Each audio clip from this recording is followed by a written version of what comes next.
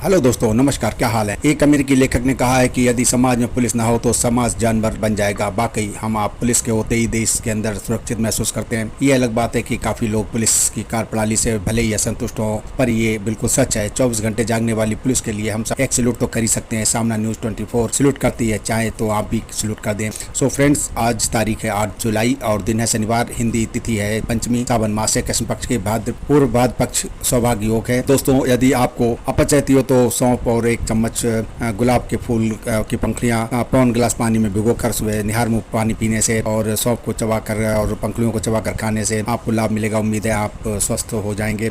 तो शुरू करते हैं आज। और आज जिनका जन्मदिन है, मैरिज एनिवर्सरी है, उनको सामना न्यूज 24 टीम की ओर से हार्दिक शुभकामनाएं। आने वाला साल नई उमंगें लेकर आए और देखते रहें सामना न्यूज 24। अगर मन करे तो चैनल को सब्सक्राइब कर बेल आइकॉन प्रेस कर दें और कमेंट बॉक्स में दोस्तों को संदेश भी दे सकते हैं। मुख्यमंत्री योगी आदित्यनाथ शनिवार को आरक्षी के पद पर चयनित किए गए कुशल खिलाड़ियों को नियुक्ति पत्र सौंपेंगे। राजधानी स्थित लोक भवन के सभागार में आयोजित होने वाले नियुक्ति पत्र वितरण समारोह में आरक्षी के पद पर चयनित हुए 227 कुशल खिलाड़ियों को नियुक्ति पत्र दिए जाएंगे। वहीं शेष 294 अभ्यर्थियों को जिले में आयोजित समारोह में जनप्रतिनिधियों और शासन एवं पुलिस के वरिष्ठ अधिकारियों द्वारा नियुक्ति पत्र सौंपे जाएंगे। उल्लेखनीय है कि आरक्षी के पद पर कुशल खिलाड़ियों की भर्ती मुख्यमंत्री योगी आदित्यनाथ की पहल पर की गई है। इन भर्तियों में कोई लिखित परीक्षा का आयोजन नहीं किया गया था, बल्कि अलग अलग खेल विधाओं के खिलाड़ियों को उनके खेल कौशल का परीक्षण करने के बाद चुना गया है।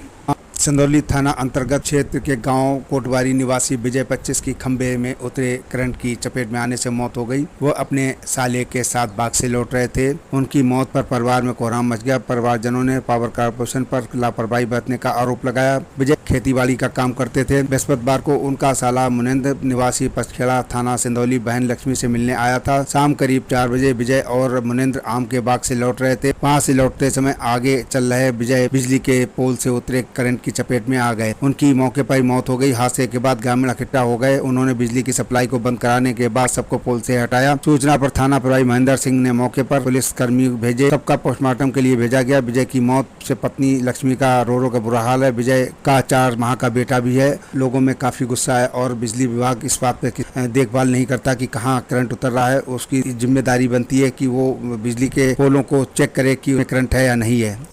जनपद हरदोई के अरियावा थाना क्षेत्र के गांव उतरा निवासी मिश्रीलाल की पुत्री गुड़िया की शादी 5 वर्ष पूर्व अमित के साथ हुई थी। बृहस्पतिवार शाम करीब 7 बजे पड़ोसियों के माध्यम से मायके वालों को जानकारी हुई कि उनकी पुत्री की फंदे पर लटकने से मौत हो गई। मृतक के पिता मिश्रीलाल अन्य परिवारजनों के साथ मौके पर आए तो ससुराल वाले फरार हो चुके थे। पुलिस को तहरीर देकर मिश्रीलाल ने बताया कि ससुराली दहेज में बाइक, जेवर आदि की मांग कर प्रताड़ित करते थे। थाना रामचंद्र मिशन क्षेत्र के मिश्रीपुर निवासी अंकित राठौर के साथ गुड़िया की शादी हुई थी और दहेज के लिए वो प्रताड़ित की जाती थी। मांग न पूरी होने पर ससुरालियों ने मारपीट कर फंदे में लटका कर हत्या कर दी। थाना रामचंद्र मिशन के इंस्पेक्टर अरविंद सिंह चौहान ने बताया कि तहरीर के आधार पर पति अमित, तेवर अमर, मोनू, सास सोमवती के खिलाफ दहेज हत्या की रिपोर्ट दर्ज कर ली गई। उनकी गिरफ्तारी के लिए पुलिस दबिश दे रही है।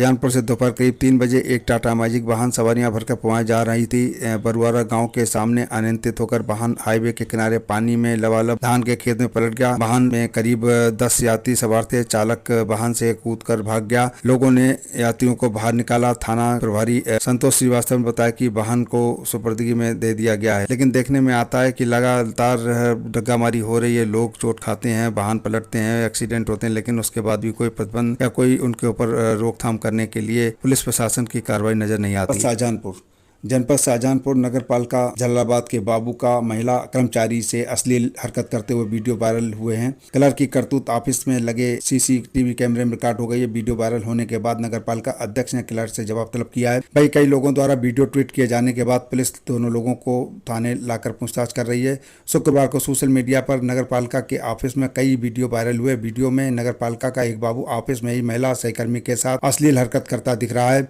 माना जा रहा है कि वीडियो पुराना है। वीडियो वायरल होने के बाद चेयरमैन शकील अहमद ने आरोपी बाबू को नोटिस देकर जवाब तलब किया है। महिला और बाबू के अलग अलग समुदाय से होने के कारण इस मामले को लेकर हिंदूवादी संगठन भी सक्रिय हो गए। उन्होंने कई उच्च अधिकारियों को ट्वीट कर सख्त कार्रवाई करने की मांग की है। एसपी ग्रामीण संजीव वाजपेयी ने बताया कि वायरल वीडियो का मामला जानकारी में है। बाबू और महिला को पूछताछ के लिए थाने बुलाया गया है। अभी मामले में कोई तहरीर नहीं मिली है। इसके विपरीत वायरल वीडियो करने के पीछे निर्माण कार्यों का भुगतान को लेकर राजनीति भी मानी जा रही है। सूत्रों के अनुसार पूर्व में किए गए कार्यों का करीब 70 लाख का भुगतान अटका हुआ। इस पेमेंट में कई लोगों की हिस्सेदारी थी। कुछ दिन पहले ईओ ट्रांसफर आदेश जारी होने के बाद पेमेंट को लेकर लोगों की बेचैनी बढ़ गई थी। ईओ ने पेमेंट संबंधी कागजात पर हस्ताक्षर करवा लिए गए। इसके बाद बाबू पर पेमेंट करने का दबाव बनाना शुरू कर दिया गया। बताते हैं डोगल के जरिए जो पेमेंट होना था वह नए चेयरमैन की सहमति के बिना संभव नहीं था। चेयरमैन ने मना कर दिया। बाबू द्वारा पेमेंट करने के हाथ खड़े कर दिए गए। लगातार कहने के बाद भी बाबू के न मानने पर कई माह पुराना वीडियो को वायरल कर दिया गया। वहीं बाबू का कहना है कुछ लोगों ने उन पर दबाव बनाने के वीडियो को एडिट कर वायरल किया है। उन्हें बदनाम करने की साजिश की जा रही, लेकिन इस मामले की जांच पुलिस करके दूध पानी का पानी कर पाएगी। मेरा हक फाउंडेशन की अध्यक्षा भरत नकवी ने केंद्रीय अल्पसंख्यक आयोग के अध्यक्ष इकबाल सिंह लालपुरा से मिलकर मांग की है कि उत्तराखंड से पहले यूपी में समान नागरिक संहिता यूसीसी को लागू किया जाए। इकबाल सिंह शुक्रवार को बरेली पहुंचे। सर्किट हाउस में फरत नकवी ने उनसे मुलाकात कर ये मांग की। फरत नकवी ने इकबाल सिंह को बताया कि मुस्लिम महिलाएं यूसीसी के पक्ष में प्रधानमंत्री को धन्यवाद पत्र भी लिख चुकी हैं। उनका संगठन लोगों को इसके बारे में जागरूक कर रहा है। खासकर मुस्लिम महिलाओं को इसके फायदे के बारे में बताया जा रहा है। इस मुहिम को हम पूरे प्रदेश में चला रहे हैं ताकि समाज यूसीसी का सही मतलब समझ सके। ये भी कहा कि कुछ उलमा यूसीसी को लेकर कौम के लोगों को गुमराह कर रहे हैं। हमें कौम की महिलाओं को गुमराह होने से बचाते हुए उनको बराबरी का अधिकार दिलाना है। इस संबंध में उन्होंने आयोग के अध्यक्ष को ज्ञापन भी दिया। प्रधानमंत्री नरेंद्र मोदी ने कहा कि आज़ादी के इतने साल बाद लोकतंत्र का लाभ अब सही मायने में सही लोगों तक पहुंचा है। पहले लोकतंत्र के नाम पर गिने चुने लोगों के हिस्सा दिए जाते थे, गरीबों को नहीं पूछ रहा था। पीएम मोदी ने बनारसी में एक जनसभा में कहा कि देश में संसाधनों पर सबसे बड़ा अधिकार गरीबों और समाज के पिछड़े वर्गों का है और देश में गरीबों का सम्मान मोदी की गारंटी है। प्रधानमंत्री मोदी शुक्रवार को छत्तीसगढ़ और उत्तर प्रदेश के दौरे पर थे। रायपुर में उन्होंने कांग्रेस पर निशाना साधा, जबकि गोरखपुर और वाराणसी में अपनी सरकार की उपलब्धियां गिनाई। इस दौरान उन्होंने दोनों राज्यों में करीब 20,000 की 38 परियोजनाओं का लोकार्पण और शिलान्यास भी किया। पीएम मोदी शनिवार को तेलंगाना में 6100 करोड़ रुपए की परियोजनाओं का शिलान्यास करेंगे। पीएम ने काशी में बाजितपुर में कहा, देश में पहले की सरकारें एसी कमरे में बैठकर नीतियां बनाती थीं और नीतियों को लागू करने के बाद उनका असर नहीं देखती थीं। भाजपा सरकार ने ऐसी कार्य संस्कृति लागू की है जिसमें हम लाभ सीधे लाभार्थियों तक पहुंचाते हैं और उन्हीं से असर भी पूछते हैं।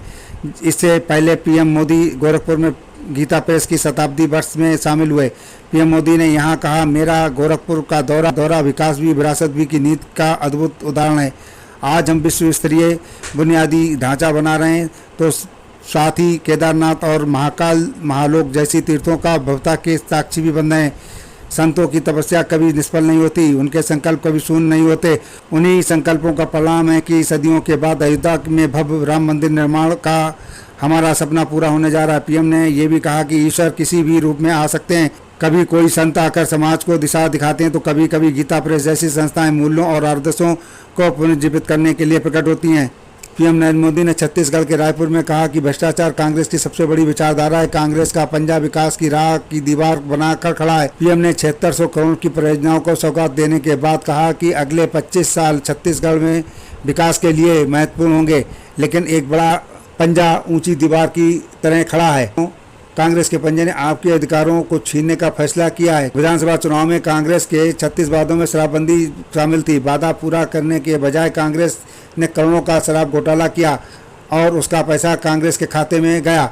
दिल्ली के राउज एवेन्यू कोर्ट ने कहा कि महिला पहलवानों के यौन उत्पीड़न मामले में भाजपा सांसद और भारतीय कुश्ती महासंघ के पूर्व अध्यक्ष ब्रजभूषण शरण सिंह और सहअभियुक्त विनोद तोमर के खिलाफ मुकदमा चलाने के लिए पर्याप्त साक्ष्य है। अतिरिक्त मुख्य मेट्रोपॉलिटन मजिस्ट्रेट हरजीत सिंह जसपाल ने दिल्ली पुलिस को आरोप पत्र पर संज्ञान लेते हुए दोनों आरोपियों को सम्मन जारी कर 18 जुलाई को कोर्ट में पेश होने को निर्देश दिए। पुलिस ने ब्रजभूषण शरण सिंह के खिलाफ महिला की गरिमा को ठेस पहुँचाने, यौन टिप्पणी, आपराधिक धमकी जैसी धाराओं में आरोप पत्र दायर किया था। हालांकि नाबालिग पहलवान के शिकायत वापस लेने पर पास्को मामले में क्लोजर रिपोर्ट दाखिल कर दी गई थी। क्रिकेट में पिता पुत्र और भाइयों के राष्ट्रीय टीम में खेलने के कई उदाहरण मिलेंगे, लेकिन भाई बहन दोनों का राष्ट्रीय टीम में खेलना दुर्लभ है। सोनीपत हरियाणा में जन्मे 21 वर्षीय संचित शर्मा और 20 वर्षीय खुशी शर्मा ऐसे भाई बहन जो दुबई में रहते हुए संयुक्त अरब अमीरात यूएई की राष्ट्रीय टीम के लिए खेल रहे हैं। संचित ने जहां आईसीसी विश्व कप क्वालिफायर में यूएई के लिए शानदार प्रदर्शन किया, वहीं खुशी शर्मा सीनियर महिला टीम की स्थायी सदस्य हैं और 42 T20 मैच खेल चुकी हैं। संचित खुशी के पिता ब्रजमोहन शर्मा मैकेनिकल इंजीनियर के बाद 32 साल पहले दुबई में बस गए थे, लेकिन दोनों बच्चों का जन्म सोनीपत में हुआ। ब्रजमोहन बताते हैं संचित के दिन रात्रि के मैच के दौरान खुशी भी साथ रहती थी, यही से उसने भी खेलना शुरू किया। संचित के पसंदीदा क्रिकेटर कपिल देव और एंड्रू फ्लिटॉफ हैं। ब्रजमोहन बताते हैं कि वो बेटे के अंदर क्रिकेट की रुचि पैदा करने के लिए कपिल के वीडियो दिखाते थे, जिसके चलते वो कपिल को रोल मॉडल मानता है। से वो यूएई में कपिल से मिल भी चुके हैं। उनकी क्रिकेट निखारने में यूएई के कोच रोबिन सिंह का बहुत बड़ा हाथ है।